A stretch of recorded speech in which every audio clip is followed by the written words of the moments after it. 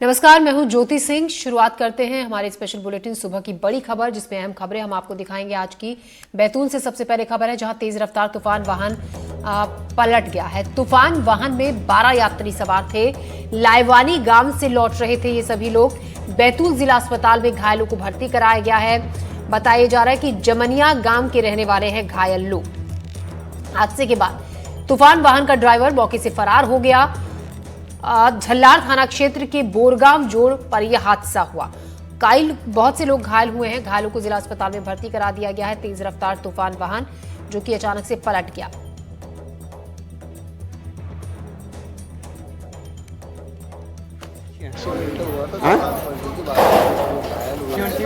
सभी घायलों को कहाँ लाया?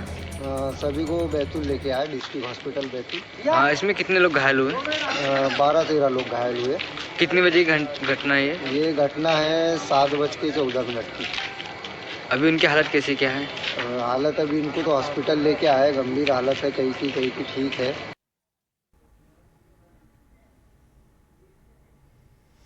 तो काफी लोग घायल हुए हैं जिनका अस्पताल में इलाज चल रहा है।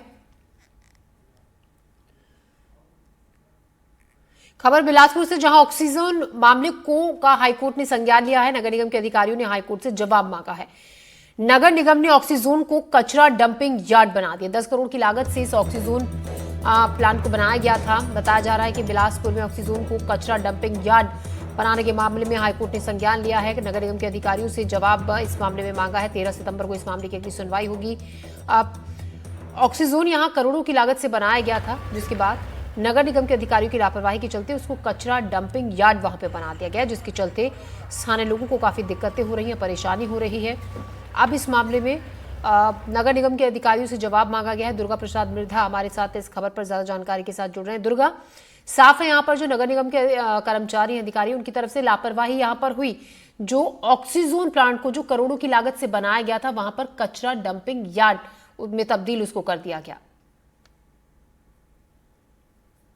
जी बिल्कुल, बिलासपुर नगर निगम क्षेत्र में ऑक्सीजन 10 करोड़ की लागत से बनाया गया था, जो अभी तब कचरा डंपिंग में तब्दील हो गया है। इसको लेकर लगातार शिकायतें हो रही थी और तो ऑक्सीजन के बगल में ही स्कूल संचालित किए जा रहे हैं। जिस रास्ते में ऑक्सीजन बनाया गया है, उस रास्ते में लगभग प्रतिदिन 5000 से ज्यादा लोग आवाजाही करते हैं। और जिस तरह से वहाँ कचरा यार्ड बनाया गया है, जब गंदगी फैलती है, ऊपर से बच्चे और शहर के लोग उस रास्ते पे आवागमन करते हैं। लेकिन इस डंपिंग की वजह से वहाँ का वातावरण काफी दूषित हो चुका है, जिसको लेकर नगर निगम के द्वारा लापरवाही बरती जा रही है। जो डंपिंग बनाएंगे हैं वो किसी अन्यत्र जगह पे क्या करना था, लेकिन नगर निगम की लापरवाही की वजह से वो जो जगह है वो पूरी तरह से गंदगी फैल चुकी है, जिसको लेकर शहरवासियों के द्वारा शिकायत की जा रही है। उसके बावजूद भी नगर निगम के द्वारा किसी तरह का संज्ञान नहीं लिया गया है और इस विषय पर हाई कोर्ट में संज्ञान लेते हुए नगर निगम के अधिकारियों को जवाब तलब किया है। क्या अभी भी वहां पर इसी तरीके से कचरा डालने का, क्योंकि अब इस मामले में हाईकोर्ट ने भी संज्ञान लिया है दुर्गा, क्या अभी भी वहां पर जो शहर भर का कचरा डंप किया जाता है वो अभी भी प्रक्रिया जारी है, या उस पर कुछ रोकथाम की गई है फिलहाल के लिए? हाईकोर्ट के संज्ञान के बाद फिलहाल इस काम को रोका गया है और निगम के अधिकारी कर्मचारी लगे हुए हैं। लेकिन पहले भी कचरा डंप लगातार किया जा रहा था, इसको लेकर हाईकोर्ट के संज्ञान के बाद निगम ने कचरे डंपिंग काम जो है वो रोका है। और अभी अधिकारियों की नजर में वो चीज आया है कि कहीं ना कहीं ये बात जो कहीं दूसरे जगह शहर के अन्यत्र जगह शहर से बाहर कचरा डंपिंग करनी थी, उसको लेकर जिला प्रशासन और नगर निगम को पहले ही इस पर ध्यान देना चाहिए था। लेकिन जिस तरह से गंदगी का अंबार वहां लग चुका है, वो निश्चित तौर पे शहर के लिए एक बड़ा घातक और हानिकारक साबित होगा, जिसको लेकर हाई कोर्ट ने जवाब तलब किया है। और इसके बाद ही नगर निगम की आंखें खुली है। ठीक है दुर्गा, शुक्रिया आपका तमाम जानकारी के लिए। अगली अहम खबर है बैतूल से, जहां 23 आदिवासी परिवारों ने राष्ट्रपति से इच्छा मृत्यु की मांग की है। सरकार पर उन्होंने आरोप लगाया है आदिवासी परिवारों ने कि जो जमीन उन्हें 21 साल पहले दी गई थी हरियाली खुशहाली योजना के तहत, उस जमीन को 21 साल बाद वापस लिया जा रहा है, जिस जमीन पर सालों से ये आदिवासी परिवार खेती बाड़ी कर अपना जीवन यापन कर रहे हैं। उनका कहना है कि उद्योग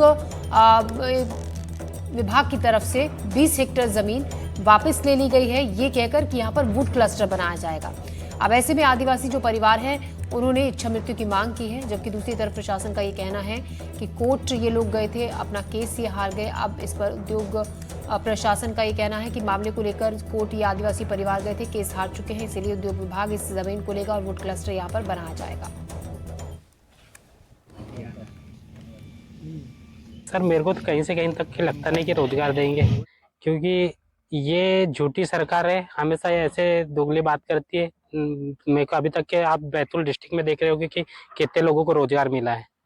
ये वुडन क्लस्टर मिलने से तो आपको रोजगार मिलेगा यहाँ। सर मेरे को नहीं लगता कि वुडन क्लस्टर, सर ये जमीन से व्यक्ति ज्यादा जरूरी है कि ये रोजगार से। जमीन में क्या सर, एक व्यक्ति करता है 4 लोग पलते हैं, जमीन छिन जाएगी तो क्या रोजगार का क्या करेंगे लोग। सर जमीन से तो जीवन यापन हो रहा है, हम खेती करते आ रहे हैं, हमारे जो आजापुर का है उन खेती करते आ रहे तो उनसे हम जीवन यापन कर रहे हैं। अब खेती नहीं रहेगी तो हम लोग आगे की पीढ़ी क्या देख पाएगी।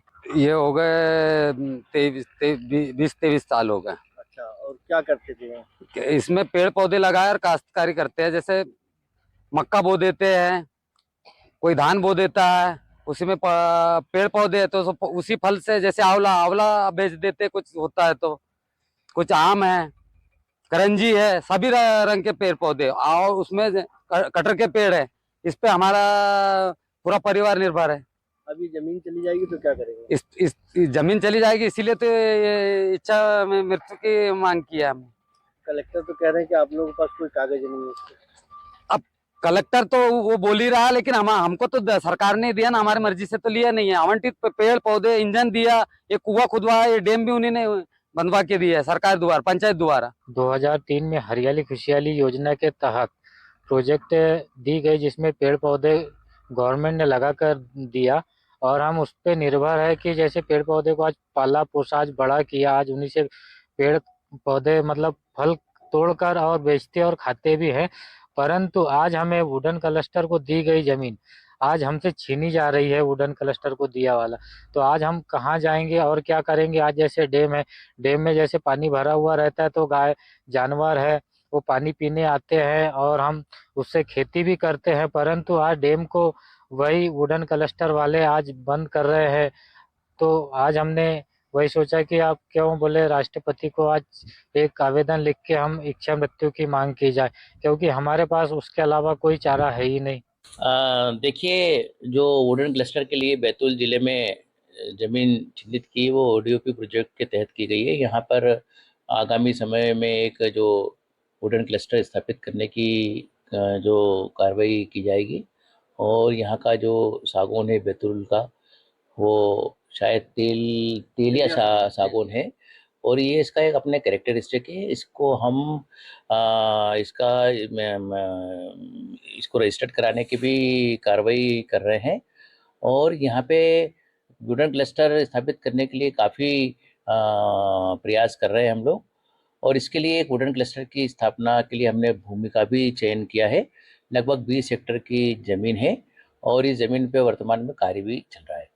बात आती है ग्रामीणों की कि जो उन्होंने बताया कि उनको हरियाली खुशहाली में कोई पट्टे मिले थे, तो ऐसा कोई भी तथ्य राजस्व रिकॉर्ड या किसी भी जगह उपलब्ध नहीं है।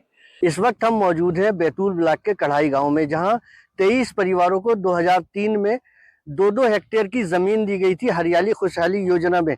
अब वो जमीन जिला प्रशासन ने उनसे छुड़ा ली है, बगैर किसी उनको अपने फेवर में लिए ये जमीन वुडन क्लस्टर के नाम से सौंप दी गई है, वुडन क्लस्टर को। और आप मेरे पीछे देख सकते हैं मशीनें चल रही हैं, यहाँ पे बड़े पैमाने पे काम चल रहा है।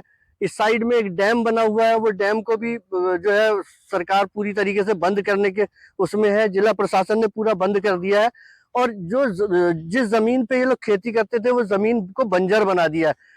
अब इन्होंने इन 23 परिवारों ने जो है जिला प्रशासन से मांग की है, उन्होंने माननीय राज्यपाल को ज्ञापन सौंपा है, राष्ट्रपति को ज्ञापन सौंपा है कि हमें इच्छा मृत्यु दे दी जाए। हालांकि जिला प्रशासन का इस पूरे मामले में ये कहना है कि इन ग्रामीणों के पास ऐसा कोई प्रूफ नहीं है, प्रमाण नहीं है, जिससे ये साबित होता है कि ये इनकी जमीनें थी। अकील अहमद, NDTV बैतूल।